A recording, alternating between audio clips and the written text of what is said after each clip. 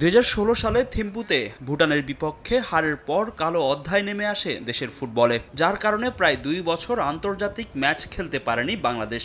8 বছর পর আবারও একই ভেন্যুতে ভুটানের বিপক্ষে মাঠে নামতে যাচ্ছে লাল সবুজ বাহিনী। এবারও আছে বেশ কিছু সমীকরণ। ফিফা র্যাঙ্কিংয়ে বাংলাদেশের অবস্থান 184তম, 2 ধাপ এগিয়ে 182তে আছে ভুটান। আগামী বছরই আছে এএফসি এশিয়ান কাপ বাছাইয়ের তৃতীয় রাউন্ডের খেলা। ভুটানকে হারালেই র্যাঙ্কিংয়ে এগিয়ে যাবে বাংলাদেশ। সেই ক্ষেত্রে বাছাই পর্বে তুলনামূলক সহজ প্রতিপক্ষ পাবে জামাল ভুঁইয়ারা। প্রতিপক্ষ ছাড়াও এই ম্যাচে বাংলাদেশকে চ্যালেঞ্জ জানাবে ভুটানের কন্ডিশন। ম্যাচ ভেন্যু সমুদ্রপৃষ্ঠ থেকে উঁচুতে হওয়ায় শ্বাস নিতে সমস্যা হতে পারে বাংলাদেশের ফুটবলারদের। এছাড়া চাংলিমিথাংয়ের টার্ফ দীর্ঘ 3 মাস প্রতিযোগিতামূলক ফুটবল থেকে দূরে থাকা ও প্রস্তুতির ঘাটতি হতে পারে দুশ্চিন্তার কারণ। তবে সব চ্যালেঞ্জ মোকাবিলা করে জয়ের জন্য মাঠে নামবে বাংলাদেশ। র্যাঙ্কিংয়ে এগিয়ে যাওয়ায় মূল লক্ষ্য লাল সবুজদের।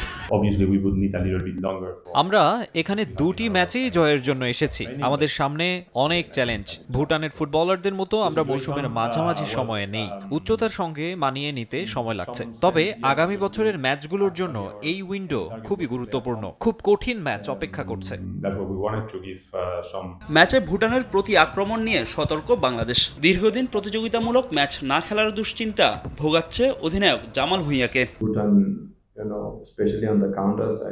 ভুটান ভালো দল, বিশেষ করে প্রতি আক্রমণে। তাদের দলে চেঞ্চো আছে, যাকে আটকানো কঠিন। সে বাংলাদেশেও খেলেছে। এছাড়া বেশ কয়েকজন খেলোয়াড়ের দিকেও আমাদের দৃষ্টি রাখতে হবে। আমার ধারণা 2টি ম্যাচই কঠিন হতে যাচ্ছে, কেননা 3 মাস ধরে আমরা কোনো ম্যাচ খেলিনি। আর ভুটান তাদের মৌসুমের মাঝপথে আছে। বাংলাদেশকে ভয় না পেতে শিষ্যদের বার্তা দিয়েছেন ভুটানের কোচ। হোম কন্ডিশনের পুরো সুবিধা নিয়ে বাংলাদেশকে হারাতে চায় স্বাগতিকরা। বাংলাদেশ খুব গুরুত্ব দিয়ে প্রস্তুতি নিয়েছে। তারা সাফ অনূর্ধ্ব-20 জিতেছে এবং তাদের দেশে রাজনৈতিক বিপ্লব হয়েছে। ফুটবলাররা সেখান থেকেও অনুপ্রাণিত হবে। অবশ্যই তারা কঠিন প্রতিপক্ষ, কিন্তু এটা আমাদের ঘরের মাঠ।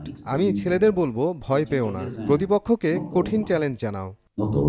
পরিসংখ্যানে ভুটানের চেয়ে ঢের এগিয়ে বাংলাদেশ। 14 ম্যাচের মধ্যে বাংলাদেশের জয় 11টি, মাত্র 1টিতে জিতেছে ভুটান, আর 1 ম্যাচ হয়েছে ড্র।